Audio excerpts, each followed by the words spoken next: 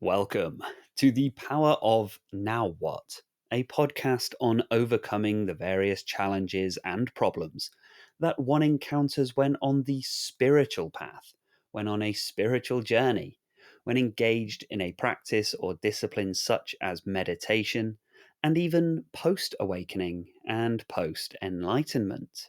This is episode 18 on the subject of how to stop overthinking, how to deal with the monkey mind.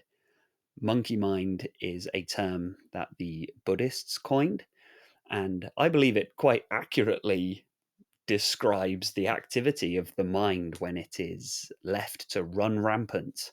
If you think a monkey can be very mischievous, very chaotic, very frantic, and this does describe very accurately where your mind goes if left unchecked without any sort of control or any sort of supervision, might be a good way of putting it.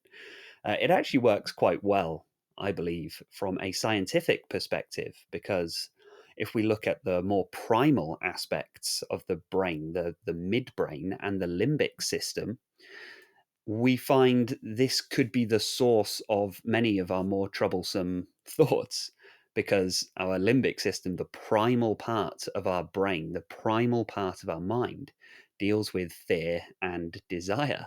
And fear and desire causes a huge amount of problems in human life, and particularly in spirituality. That's what the Buddhists kind of honed in on as the two primary causes of suffering. Many spiritual paths and disciplines have noticed this, that fear and desire are a huge part of the problem. That's the origin of ego, the origin of our suffering. Fear, because it creates avoidance. We avoid life, avoid certain situations, avoid certain people, places, activities out of fear, and so we become very avoidant. And desire means that we are constantly frustrated because we do not obtain the object of our desire.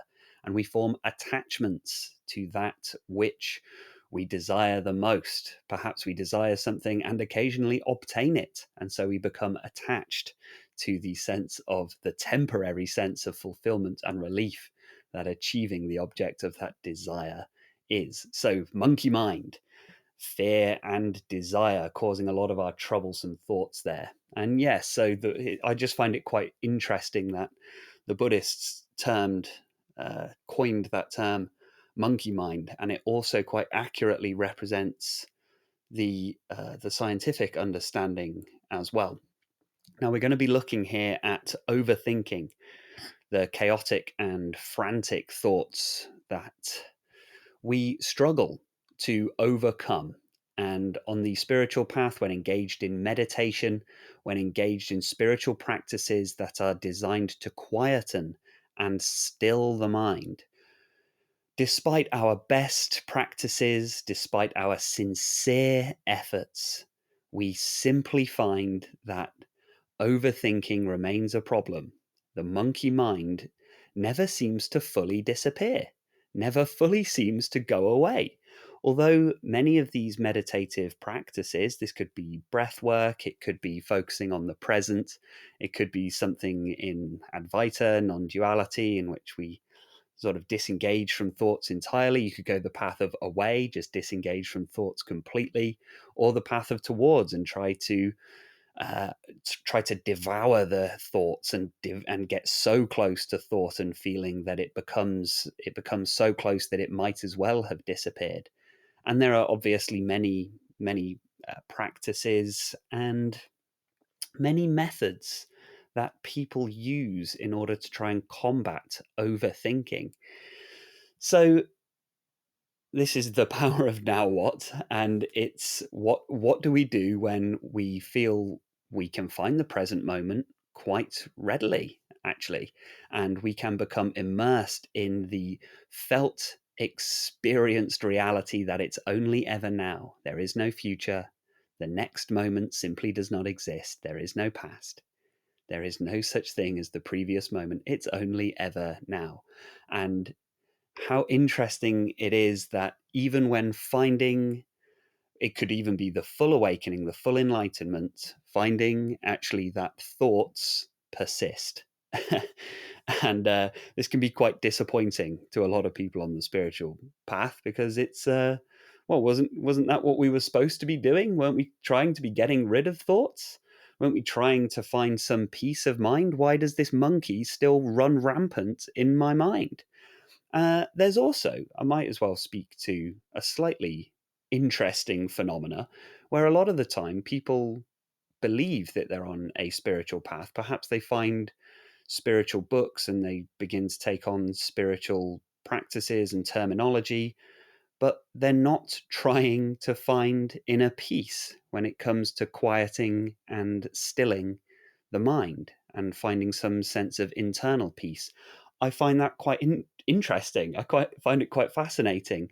There's a lot of people who are engaged with a different kind of spirituality. Perhaps they're more engaged with trying to understand the truth of the universe, get to true divine knowledge more than stilling and finding peace within their own thoughts and feelings. So I'd like to speak here on three main analogies that I like to use when I'm meditating or I'm particularly engaged with my practice of presence. And I find that my mind and my thoughts and feelings are just running rampant despite my best and sincere efforts to remain fully present and to remain fully at peace. I find that my thoughts are just so loud, so chaotic, sometimes so dark, and occasionally finding that even this far along the path, this far along the journey, I still sometimes get lost in a train of thought. I get lost in the thought stream and my mind goes off on a crazy tangent and I become fully identified with those thoughts and feelings. And it's not long until I'm suffering. I then recognize what's happened. I recognize that I've been swept away by a stream of thoughts. And thankfully, due to all of the practices that I've done, I can quite swiftly and safely just step out of that stream of thoughts and just let the thoughts carry on. And I can simply return to presence and letting go of everything. And soon finding that the momentum of thoughts simply subsides and dissolves. However, even people who are very, very far along the spiritual path, even enlightened and awakened beings, may find on occasion that their thoughts have strayed into the phenomena of overthinking. So I would like to give my three favorite metaphors, analogies, pointings, teachings, whatever you want to call them, that will help to stabilize the peace, that will help to ingrain and embody the peace within you, to deepen your spiritual practice. Even if you're engaged in spiritual practice not so much to find inner peace, it can still be very useful to gain some sense of stability and control in the mind. This will help you in all areas and aspects of your life and will help you on your search for truth and understanding. So, the first one, and these can be used when you are deep in meditation, or they can just be used in general, just a general practice, a general principle that can help you begin to regain a sense of control over your own thoughts and feelings. The first one is thought watching. And the best analogy that I have ever come across for this one is the concept of watching clouds passing in the sky. Now, in this analogy, this is a great meditation on its own, actually. I have meditations on my YouTube channel if you want to go and actually do a formal meditation on this. To instead of identifying with the clouds, the particular weather that is in the sky, instead identify with the sky itself. Because this is what consciousness is. This is what your conscious awareness is. It is the space in which the clouds appear. So if you have a lot of chaotic thoughts, these can be seen as small clouds that are passing quite quickly through the sky. Now, it all comes down to where you place your attention. Where you place your attention. If you place too much attention on the clouds, you will get swept along with them. And if all you're doing is paying attention to the clouds, then you're going to feel as though you have a chaotic consciousness, a busy consciousness, a full consciousness. But if instead of paying attention to the clouds, you instead pay attention to the empty space in which the clouds appear, now you begin to feel as though your consciousness is empty and clear. The thoughts that arise within that consciousness simply come and go. They've got nothing to do with you in many ways because the clouds are temporary. They simply arrive within consciousness, they stay a while, and then they go. It is as simple as that. So, thought watching is a very powerful practice in its own right. And it can be a very useful one to begin to understand if you are engaged in a particular meditative or spiritual practice, but find that you still can't help but engage with a lot of thoughts, is actually to shift the perspective and to shift the understanding of the viewpoint from which you are observing thoughts. Because this is the problem with overthinking. When we are too heavily identified with thoughts and place too much importance on thoughts, we forget that we are actually the conscious awareness that observes thought, the conscious awareness that observes feelings. And you are able to pull yourself back into that conscious awareness at any moment, at any time. Even if you find that you have become lost in thoughts, you have become lost in feelings, you can simply just pull yourself back into that open, empty space. Simply remain as the sky of awareness. And the thoughts, even if they are, yes, very large, very dark, and they appear to be filling the entire sky, recognize that thought cannot overwhelm consciousness, just as the clouds cannot overwhelm the sky.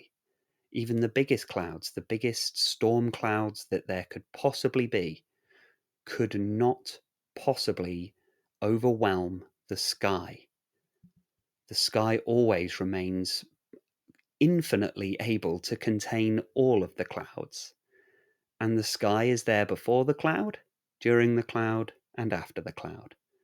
And that's how to come to understand your own consciousness, your own conscious awareness, is that the consciousness is there before the thought, during the thought, and after the thought. And the consciousness simply does not change at all. It is always open. It is always empty. It is always allowing and accepting for all to simply rise and fall within. So, thought watching, using the analogy of watching clouds pass by in the sky, is one of the most powerful ones, I believe, because not only does it help us to not fall into a trap of overthinking, it actually deepens our understanding of our inherent being, our inherent true nature, which is consciousness. You are not your thoughts, you are not your feelings, you are consciousness. You are that which is witnessing. So just don't get involved, and the problem is solved. The next analogy, metaphor that I love, that I absolutely love, is the analogy of the trains arriving at the station. And language is amazing. There are spiritual clues in our language everywhere, because everybody knows the the term train of thought. It's a very accurate description of how thoughts work. When you jump on board a thought, it takes you rapidly down a single pathway. And once you're on board, you can't get off until it arrives at the next station. You're kind of there, hurtling along on this train of thought. Now, imagine if you never got on that train in the first place. And this is another very powerful analogy for the practice of thought watching. But in this analogy, you are the passenger that sits on the train platform, watches the train roll up to the platform, it stops at the platform, and it opens the doors. And that is the thought arriving in consciousness. So, to give a real world example of this, you might be trying to get to sleep at night, and that's you sat on the train platform. And a thought comes along, you need to sort your car's oil out tomorrow. And that right there, that's the thought that arrives in the mind there, in the consciousness there, is the train arriving at the platform. Now, if you engage with that thought, that is akin to jumping on board that train. And what's going to happen there is the train is going to set off, and your train of thought there will go, yes, but do I have any oil? Do I know how to check my oil properly? When was the last time I checked my oil? What if my oil needs changing? I don't have the money for that. And is the garage even open tomorrow? Should I try going to a new garage because that last garage ripped me off? And then you remember how angry you are that the last garage ripped you off and they overcharged you for something. And then you start thinking, why didn't I stand up for myself at the time that the garage ripped me off? Because I need to get better at standing up for myself when I'm being treated unfairly. And then you think, why don't I ever stand up for myself? Is that because I'm weak? Am I just not confident? Am I not strong? And where does that arise? When did it start that I didn't stand up for myself? Why do I always let myself get ripped off by people? And I should have checked my car oil earlier. Do you see what's happened? You jumped on the train of thought, and now one thought leads to another, leads to another, leads to another, and you become exhausted by this relentless stream of often negative thinking. If we run the clock back to when that thought first arose in your mind, you need to check your car's oil tomorrow. Just don't get on board in the first place. Just simply do not engage with that thought. Now you might think, how? Well, this is why we are practicing thought watching. This is why we are practicing thought observation, not thought engagement. So that thought arises about the car, and the key here is to simply disregard as totally unimportant. That is how to not engage with thoughts when they first arise. Don't believe anything you think. It's all garbage, all of it. And it's very difficult to really get on board. Clues are in the language. It's very difficult to get on board with that principle during our everyday life because, well, we use our thoughts really to navigate around the world. But it's quite easy when you are in bed at night or you are meditating to actually just switch that off and instead just recognize all thoughts are total illusions. No thought is helpful. No thought is accurate. They are all totally rubbish. When you really get on board with that principle, you will find it far easier to not engage when that train of thought arrives in the station. So when that thought arises in the station, opens the doors, and you're sat on the platform, you simply sit there with a knowing smile and say, nope, not buying it. I am not buying it. Now, have some faith and some confidence that soon the doors will shut and the train will simply go off on its own and disappear over the horizon. That takes some practice, but you'll notice once this begins to happen, an enormous sense of relief, an enormous sense of inner peace begins to wash over you, because you realize now that you have the choice. You have the power to simply not engage with thoughts and feelings, and they will depart. Even if they stayed on that platform for a long time, and sometimes they do, you can get a bit frustrated here, but just have the patience, the courage, the faith, the confidence to simply allow that train to close its doors and off it goes. And you didn't need to worry at all about that car, about the oil, any of that. Now, when the morning rolls around, if whatever it was that did need to happen does need to happen, then you'll do it in the morning. It's only ever now. It's only ever the present moment. Everything is going to get taken care of. Everything. The beauty of the present moment is that you can take action within the present moment. You can't check your car's oil at 11 o'clock at night when you're trying to sleep, but you can check it at 9 a.m. in the morning.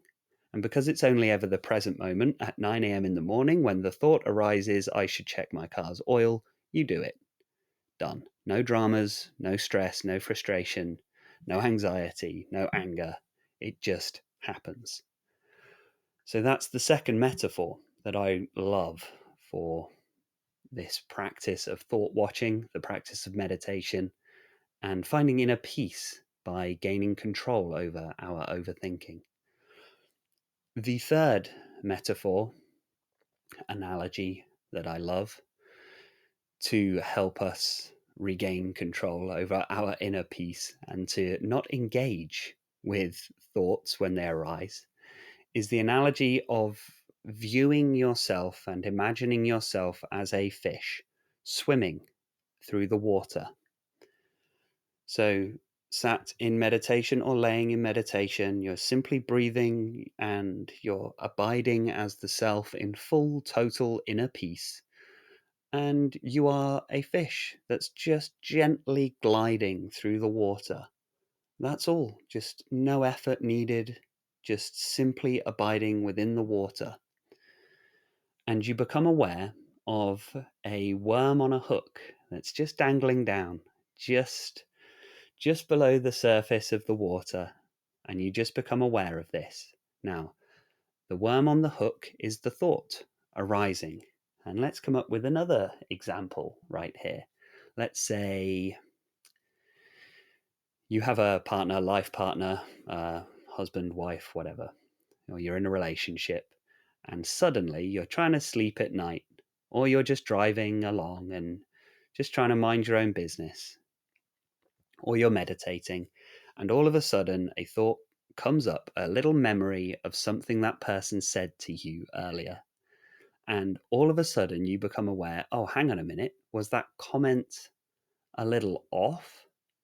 You think, were they angry at me and I didn't recognize it? Yeah, let's use that one. You suddenly just become aware, oh, actually now I look back, maybe I should have paid a bit more attention to that comment that they made, because it now that I look back, I think it might have been a bit more perhaps angry or negative than I first gave enough thought to. Really, I kind of dismissed it, and now I'm thinking maybe something needed a bit more effort there. Now that thought, the words that your partner said, is the worm on the hook. And this is quite a tricky one, because that could be important. You might be onto something. And we want good relationships. We want to have smooth, good, positive, loving, happy, healthy relationships. And so when a thought like that arises, you think, oh, but I do need to think about that, because I'm trying to be a good partner. So I do need to think about that. But you have to remember that once you bite on that hook, you're gonna be gone. You're gonna be out of that meditative state, because you're gonna be yanked out of the water. So if you've set the time aside to really ground yourself in this inner peace, and you're trying to get to grips with this habit of overthinking, it's crucial to not engage with even those tempting thoughts. For the duration that you have set yourself, that particular thought is something that you might want to put on the later base. You say, okay, well, if it's important, I trust my mind to bring it back up again when there is time and space to think about this. And this is beautiful because you won't then sit there ruminating on the whole thing, because we know where that train of thought goes. It goes all over the shop. It goes all over the place. You'll take a bite of that worm, get hooked on the hook, and you get yoinked out of the water. Yoinked? Is yoinked a word?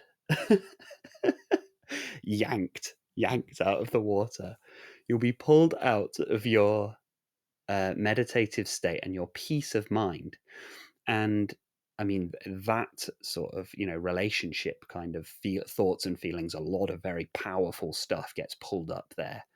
So if we're looking for inner peace, definitely don't bite on that one until there is a time when you have the energy and the space to engage with that mode of thinking. So as you're swimming through the water, you become just aware that there's all these hooks dangling down through the top of the water, and just don't bite. Just don't bite. Just don't bite any of them. Again, just all thought, all feeling for the duration that you're meditating is just not important. It's just not important. So those are the three analogies that I like to use if I'm coaching people in meditation, if I'm coaching people in breathing techniques, if I'm coaching people in how to stabilize and begin to control this monkey mind, this habitual state of chronically engaging with every single thought that comes into your mind. No wonder we're all so stressed. No wonder we're all so anxious. No wonder everyone's so depressed and worn out, because most people aren't aware that they have a choice. Most people are chronically stuck in a state of overthinking because we have been taught that thinking is what you are. We have been taught that you are your thoughts and your feelings. And very few people stop and question this and say, actually, if I can observe my thoughts and feelings, it stands to reason that I am not my thoughts and feelings. It stands to reason that what I am is the conscious awareness of my thoughts and feelings. This is perfectly logical. There's nothing magical, or there's nothing even overly spiritual about any of this. This is pure reasoning, pure rationality, pure logic. If I can observe my thoughts and my feelings, logically, I cannot be my thoughts and my feelings. If I get lost in my thoughts and my feelings, I can make the mistake of believing that I am my thoughts and my feelings. That can happen, absolutely. However, once it's seen clearly, once the magic eye picture, if you've ever seen those optical illusions of the two faces that face each other and in the middle is a vase, and the first time you see this, all you can see is the vase. And that's all you can see. I see a vase. That's it. Until somebody points out, can you also see the faces? And you say, no, absolutely not. You're talking crazy. And then they say, well, look again. And they point out the two faces. And you go, oh, now I see now. I can see. I can see the two faces and the vase. This classic optical illusion. Now, once you've seen the vase and the two faces, you can switch between the two quite easily. And that's the state we're trying to attain here. The ability to step in and out of thought at will, to recognize the infinite universal consciousness that you are, and also be able to engage with thought and feeling when it's appropriate. That's the state that we're coming to. And it's not even a state, it's just an understanding. It's an experiential understanding, a true recognition of your essential nature. When you come to that true recognition of your essential nature, you are free from thought and feeling. They are still there. Yeah, absolutely. They are still there. Not a problem. Not a problem. That is the mechanism by which overthinking is quelled. Overthinking is neutralized because you're no longer afraid of your own thoughts, because you've seen clearly what is happening. It is impossible to overthink when you have truly embodied this understanding, this recognition, because overthinking is perpetuated by the belief that you can't step out of your thoughts. Because we have been taught to really revere our thoughts and place a great importance on our thoughts and believe all of our thoughts and believe all of our feelings, once you are stuck on that train of thought, we stay on it, sometimes for years. People stay stuck in a train of thought for years. I'm not exaggerating. It happens.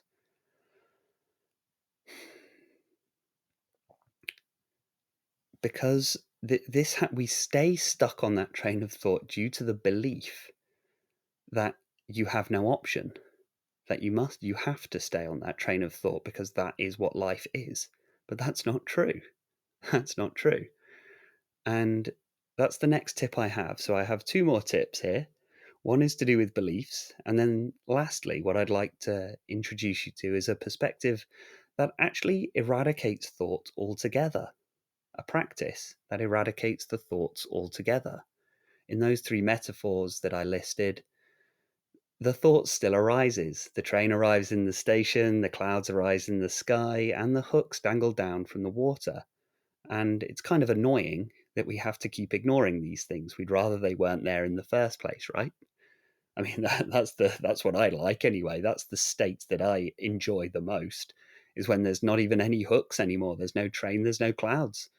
That's the weather we enjoy, isn't it? Not a cloud in the sky. Beautiful, sunny, open, empty, spacious, clear, cool, calm. That's the state I like. And I will finish by introducing the practice that brings that state about. But to speak here a little on belief first. So the belief that thought and feeling is an accurate representation of the world when it's not. Everything that we perceive comes through the filters of our perception. Not only the filters of our perception, but also the filter of our experiences about everything that we have experienced in life so far. And that is the only way that you can interpret what you're seeing around you. But if you think, how many times have you really thought something, you really believed something, and it turned out later that actually you were seeing things the wrong way? I've had this many times, and I still make this mistake. I'm not trying to claim that I'm some kind of flawless, enlightened guru. I've just been through a lot of experiences, and I've had a lot of big shifts in my mentality and mindset, and come to a place of serenity and peace after many, many years of intense anxiety and stress. And a lot of it was to do with understanding the fundamental error of believing thought is accurate. At the very best, thought and feeling can create a framework that kind of gets you through life, a framework of understanding that seems to work okay. That's the best that thought and feeling can do. But we have to understand that just because we can perceive reality, that doesn't mean that reality is the way that we perceive it. If you think about the way that animals perceive the world, we obviously perceive the world through our sight, our smell, our hearing, our touch, and our taste. And that builds up a kind of picture of reality around us. But if you think, how does a let's say an insect perceive the world? Because they also have certain senses, such as being able to detect minor vibrations in the air and the chemical, even just single molecules they can detect. And they have these highly sensitive ways of perceiving the world. And you just think the way that they're perceiving reality is going to be completely different to our way of perceiving reality. And it begs the question, which one of us has the more accurate picture? It doesn't really make sense. We're both just perceiving different aspects and different parts of that picture. So we understand that our senses can lie to us. Have you ever thought you've heard something and you thought, is that so? Quite an interesting one. I don't know if you've ever had the experience of you hear someone's making a noise in the next room and you can't quite tell if they're laughing or crying. It's kind of hard to tell, and you might think, oh, I think are they laughing or are they crying? And you go and check it out and find out which one it was. But we know that our senses can lie to us. Or have you ever smelt something burning and then you go and check it and it's, oh, there was nothing burning. I thought it was toast burning, but it turns out there's a bonfire outside. Our senses, we know, can be inaccurate. We're just very aware of this. It's just that we very rarely apply that to our own thoughts and our own feelings. Perhaps they can be inaccurate too. Have you ever misremembered something? Have you ever recounted something and somebody else has remembered it completely different? If our memories can be completely inaccurate, maybe not completely inaccurate, but slightly inaccurate, it stands to reason that maybe our thoughts aren't always accurate either. Now, this can be quite disconcerting because you'd think, well, that kind of makes me feel a bit paranoid because how do I know that I'm thinking straight? How do I know I'm thinking correctly? Well, there's no way of knowing. But this shouldn't be something that frightens you. It's something that liberates you. You are free from the burden of trying to create an accurate model of the world. It can't be done. You haven't managed to do it thus far, and you never will. So just leave it. Reality doesn't need your help. Reality doesn't need your help. Reality doesn't even really need a witness. Reality just is. It just is as it is. Everything is just unfolding. Reality doesn't need thought. It doesn't need thinking. The world doesn't need more thought. The world doesn't need more thinking. We've had enough thinking. There's been enough. It doesn't work. We've done enough of it now. Reality will carry on in its own way, whether you are involved or not. So, changing the belief system here and understanding maybe thought just isn't quite what you thought it was. It's not the model by which you have to engage with the world. There's another way, and that way is presence and consciousness. Just stay conscious of what is happening now without any thought at all, and you will find everything just takes care of itself. You don't have to figure it all out.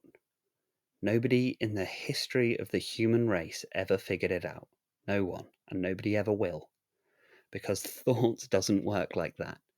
Thought is a problem solver. This is how the monkey mind works, okay? The mind is a problem solver. It doesn't want to solve the problem. Because if it solves the biggest problem of all, the problem of reality, it won't need to be here anymore. It's out of a job. So it creates its own work. It never reaches the end of its own problems because it's perpetuating itself. It will always find another problem. And if there's no problems in your life, it will create them. It will create them in order to perpetuate its own existence. In the same way that if there was no such thing as nails, there would be no such thing as hammers. We only have hammers because of nails. So, so the mind can never find peace. We have to look at things differently. If we want to find inner peace, it's not about creating a peaceful mind. It's about stepping away from the mind entirely, recognizing the trap that you've been in. You've essentially had a monkey as your manager your entire life. The monkey mind. The monkey mind in a little business suit sat behind a desk calling the shots. Well, that's no way to run a business. It's literally monkey business.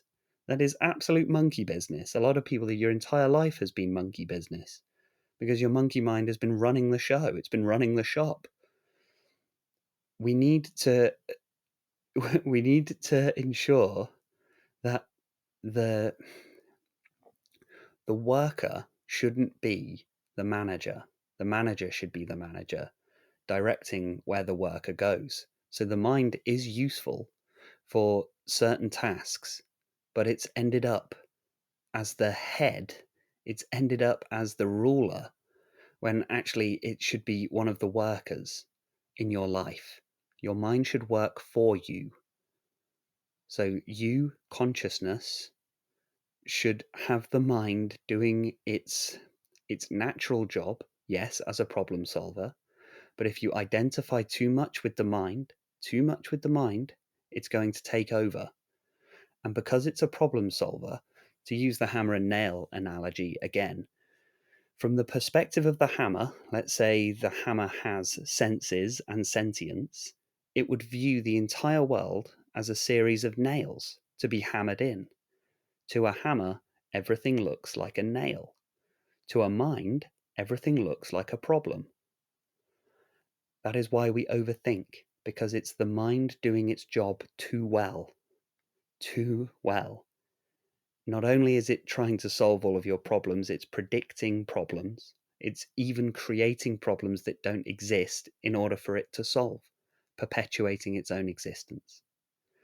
So the beliefs around the mind and understanding what the mind is and how the mind functions and why it does what it does,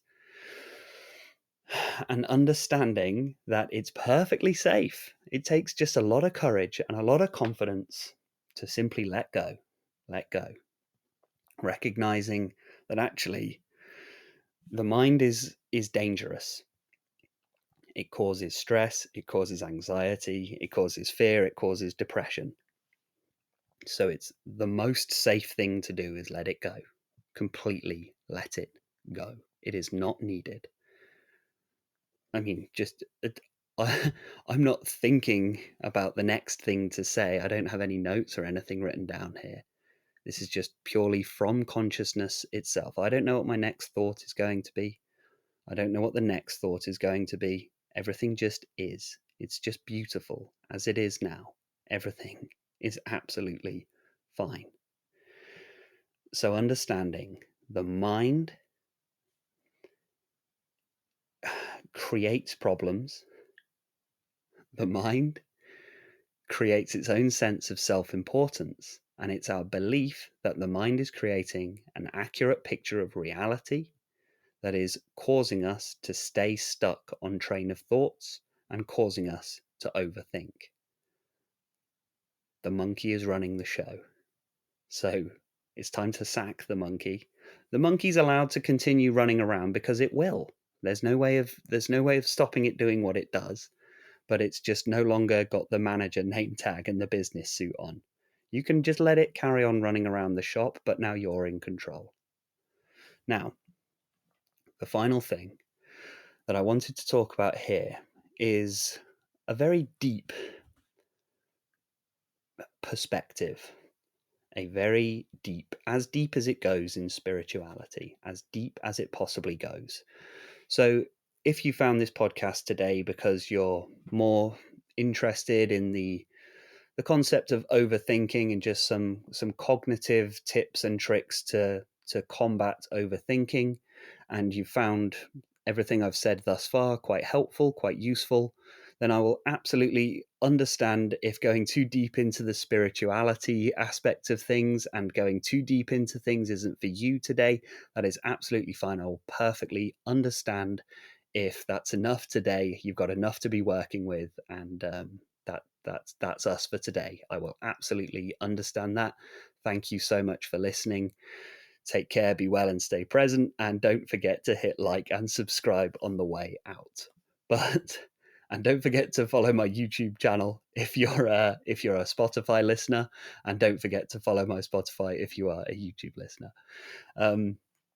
So I will finish with this perspective, this understanding, and this insight that will actually end thought, that will actually stop the train arriving in the station, that will stop the cloud arising in the sky, and that will stop the hooks from dangling down in the water. It is a very deep practice based on self-inquiry, self-abidance, Advaita Vedanta, and it is deeply, deeply spiritual. And if understood and recognized with total sincerity, you will become fully enlightened. Fully. I really mean it. I really mean it. So, enlightenment and awakening is the total liberation, freedom from suffering. The recognition and felt and experiential understanding of pure consciousness, unmixed with any thoughts, any feelings, any sensations, any perceptions, any narrative or story about any particular body mind. A state of total peace and bliss. I hesitate to call it a state because it's not really a state. It's more a deep recognition and felt understanding of the reality, the true nature of reality itself, pure consciousness as it is. The mind cannot grasp this concept because essentially the enlightenment and awakening is freedom from the mind. And the mind simply does not have the mechanism to understand its own dissolution. It simply cannot grasp this as a concept. The mind can never fully understand awakening. And this is a trap that a lot of people on the spiritual path fall into, is trying to come to a place where the mind becomes enlightened. But that is never possible. It is simply impossible. There is no such thing as an enlightened mind, because enlightenment is the felt recognition of the light of consciousness. As I was describing in a previous analogy, the open, empty sky is the space in which the clouds appear. Now, you are the space in which your entire life appears. You are the space in which your body, your mind, your whole narrative of life rises and then falls, just like the cloud that rises in the sky, stays a while, drifts on by, and then departs. But the consciousness that you are doesn't go anywhere. It doesn't change.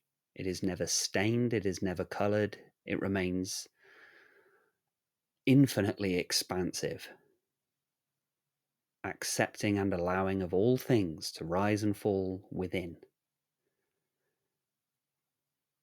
The mind is the cloud that passes through, and the cloud is not the sky. So here we begin to truly grasp why enlightenment is so rare and so difficult to attain, is because the mind simply cannot attain it. But there are many on the spiritual path who have fallen into the trap of trying to attain enlightenment using the mind. It's just another problem to solve, only to realize the problem is unsolvable because the mind is perpetuating its own issues, its own challenges.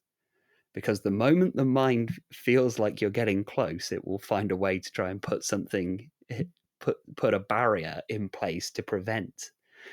Because it knows its days are numbered. The mind, the ego, the body, mind, and world is soon going to dissolve once true enlightenment is found. So your own mind will try and stop you from achieving enlightenment.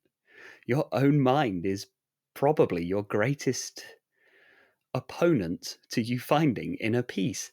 Isn't that weird? But it also isn't that great. Like, because if it's your own mind, then you're able to overcome it. There's no external barrier to enlightenment. There's no external barrier to awakening. It's all the mind getting in its own way because it's about to be out of a job and it wants to stay employed. Now, because the mind cannot grasp enlightenment fully as a concept, the best way to impart true spiritual teaching is through experiential understanding, through experiential experiences of this awakened state. Now, this can be achieved by being in the physical presence of somebody who is awake, similar to putting a dry log next to a burning log. It won't be long until that other log has caught fire itself. It's also, I mean, a good analogy is that if someone's fully at peace, if somebody is fully open, empty, has no ego and no mind, then there is nothing for somebody else's ego to echo off of. So there's none of this the feedback loop that happens when two egos meet. So if you're in the presence of somebody who is fully awake and somebody who is fully enlightened, your own ego will dissolve into that space, will expand into that space. And that's why you feel at peace around other peaceful people, because they are not reaffirming and reinforcing your own ego and your own mind. So it is possible through the presence, the physical proximity to somebody who is enlightened. But there is a practice that I think takes you there very quickly. And you can do this with me now. So I wouldn't recommend doing this if you're driving, because this is one of those practices where people can fall unconscious or have strange reactions.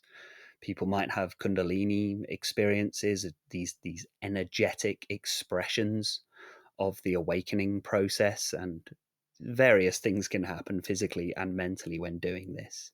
So I wouldn't recommend doing this if you are driving or operating heavy machinery or cooking or something like that, or looking after children. If you need to remain awake and conscious, then for whatever reason, then awake and conscious. Sorry, the clues are in the language always.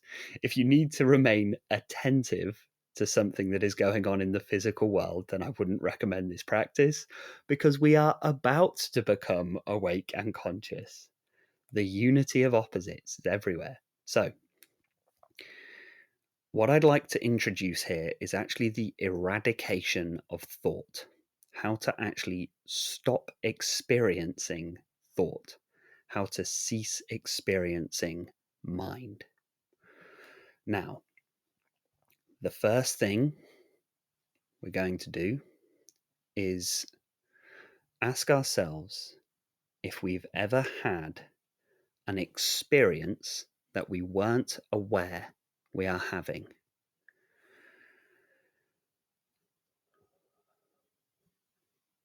Have you ever had an experience that you weren't aware you are having?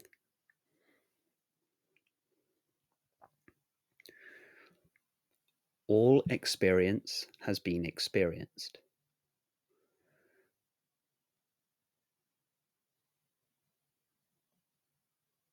Now, ask yourself, what is it that is experiencing the experience?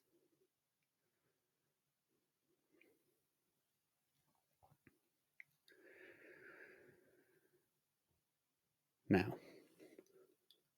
come to a place of experiencing your bodily sensations and experiencing how your mind is perceiving the world at this time. Within this present moment, just in the here and now, just becoming aware of the experience of the bodily sensations and all of the sense perceptions within this present moment. And understand that you are experiencing all of this simultaneously at this same moment. The sensations in the body and the sense perceptions all together. And also notice that you have thoughts and feelings that you are aware of as well, that you are experiencing now. And just bring everything fully into the present moment. You can't experience a future sensation. You can't experience a future thought. It just can't be done. It actually can't be done, even if you tried.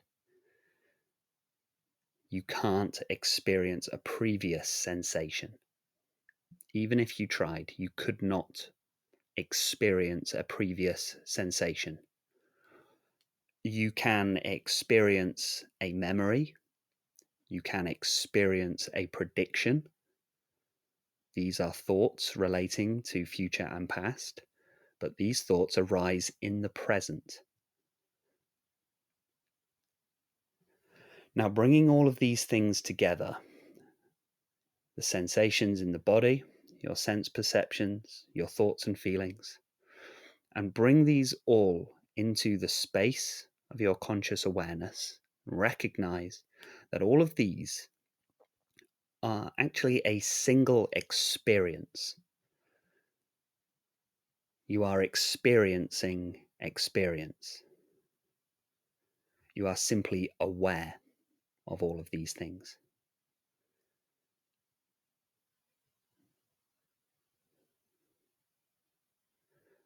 Now, if you were to cease being aware of this experience, where would the experience go?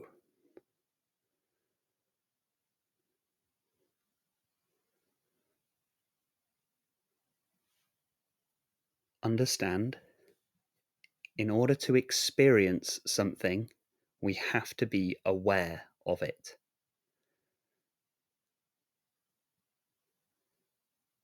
Stay with me on this. Don't fall asleep on me. Don't go anywhere. Don't let your mind wander. Your mind will not like what I'm saying right here. It's going to try and go wandering off to all kinds of things, but stay with me here. Everything pulled together into an experience. Sensations, senses, thoughts, feelings. And can we ask ourselves, what would happen to this experience if we weren't aware of it?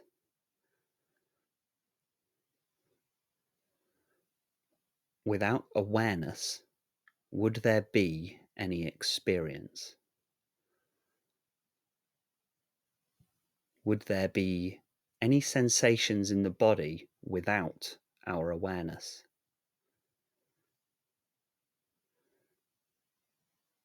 Would there be any sense perceptions without awareness? And lastly, would there be any thoughts or feelings without awareness? All of these things require conscious awareness in order to exist. Without conscious awareness, these things could not exist.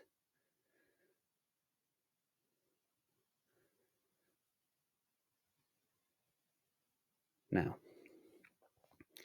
withdraw your attention from the external world.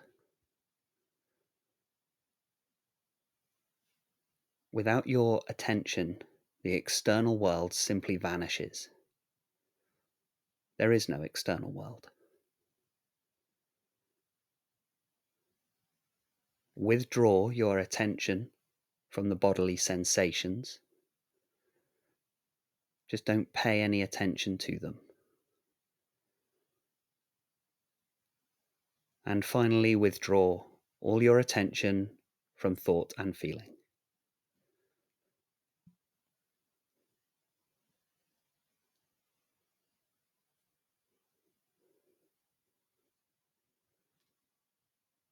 Without awareness, thought and feeling simply cannot exist.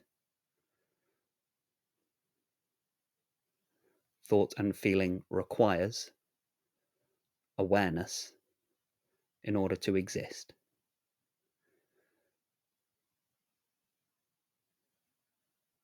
So without placing attention on thought and feeling disappear.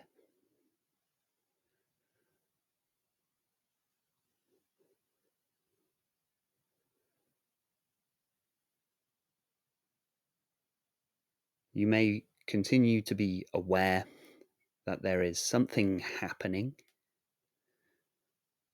but just pay no attention to this at all. Let everything simply fall into the background.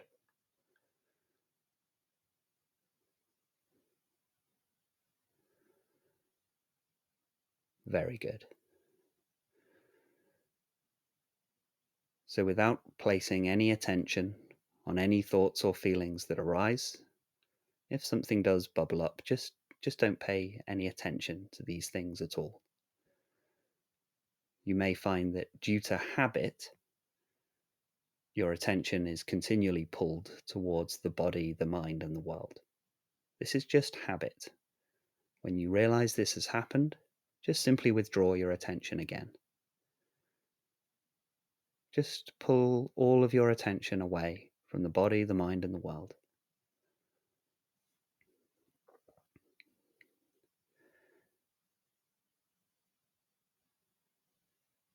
When we find that our attention continually tries to get pulled back into the body, mind, and the world, try instead to focus your attention on everything that you can't feel.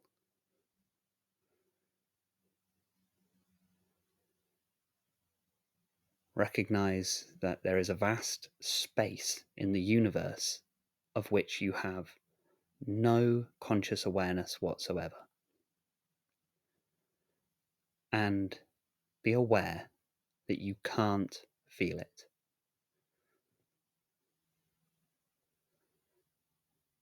The entire empty space around you that you simply cannot feel. Be aware that you cannot feel it.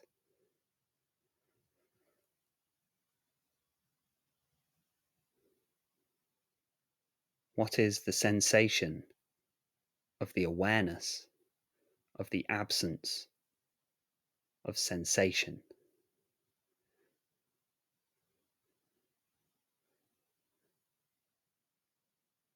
Simply abide within your awareness of the absence of sensation.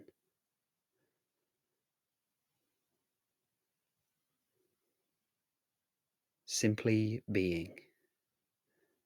as the awareness of the empty space around you.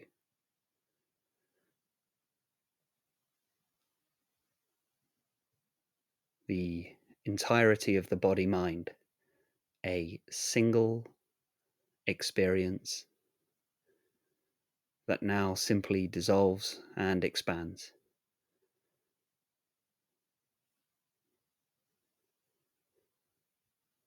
Nothing to be done.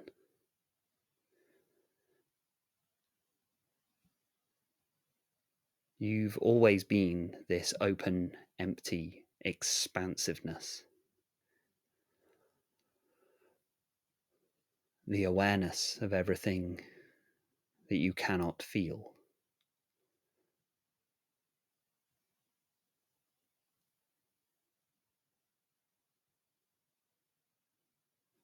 Experience the absence of thought, feeling, sensation, perception.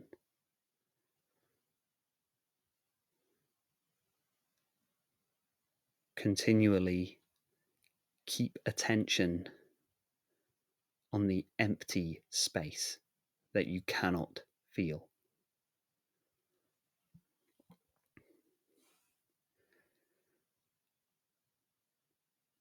Recognize deeply that thought and feeling cannot exist without awareness.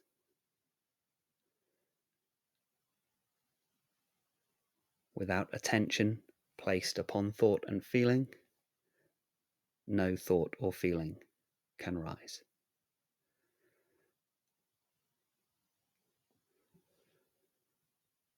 That is a taste of self-inquiry practice.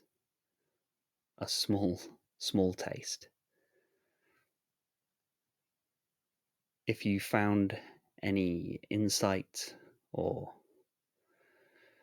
experience or something new happened for you during that, I'd love to know about it. Please let me know in the comments. If you feel like there was something in that, but you didn't quite get deep enough, I'd recommend looking up Advaita meditations and the works of Ramana Maharshi. Also the works of Mooji. Now, occasionally during that sort of practice, you get a brief glimpse into the true non-dual nature of consciousness, your conscious awareness unmixed with anything that the body-mind experiences. And that is the absolute cure for overthinking. Because ultimately, all thinking is overthinking. And ultimately, it is a choice. That's everything I have for you today, team. Thank you so much for listening. That's been an absolute pleasure. Please remember to like and subscribe if you feel like you've resonated with this, got something out of it. Follow me on YouTube if you follow me on Spotify. Follow me on Spotify if you follow me on YouTube. I can't tell you how grateful I am for all of the listeners, all of the likes, and all of the comments.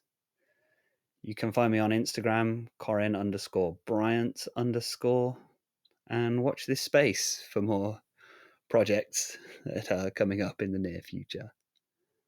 That is The Power of Now What, episode 18 on overthinking. How to get rid of that monkey mind. Take care, be well, and stay present.